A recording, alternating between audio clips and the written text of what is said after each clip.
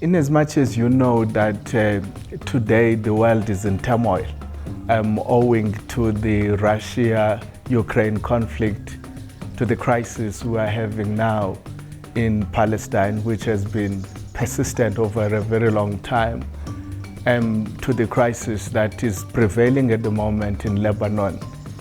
Africa still is home to 70% of the world conflicts. As you can see them, whether we're talking about West Africa, whether we're talking about the Horn of Africa, and as close as Mozambique towards us. As a foundation, we thought it's necessary to consolidate the work that has been done by Tana Forum, by Aswan Forum, and by Lome Forum for Peace and Security, and look at the practical ways in terms of which we can design pathways towards peace.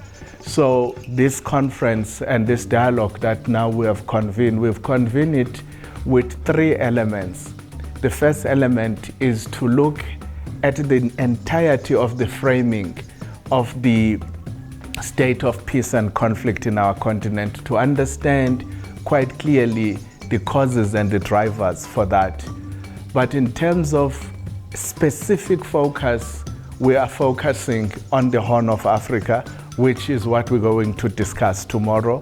And today we are focusing on West Africa. As many of you will know, that there's been quite a number of coups in West Africa, and the interpretation of those coups, it's varying.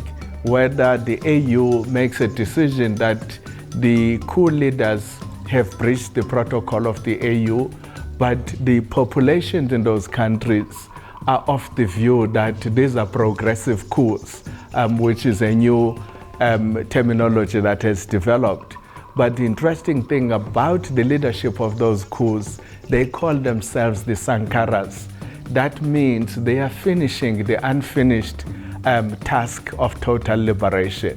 And I think it needs to be clear. We need to have a critical analysis and discussion about that, and say how then Africa goes forward in terms of restoring democracy and peace in West Africa.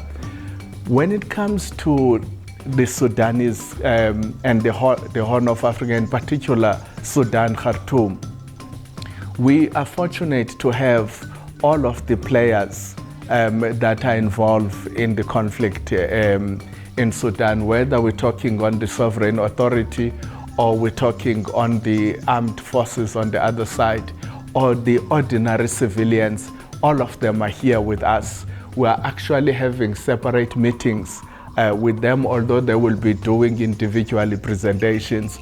But we think there has to be a practical way in terms of how do we respond to the Sudanese crisis. At the end of the day, we need, as Africans, to take responsibility in ensuring that there's a lasting peace in Sudan.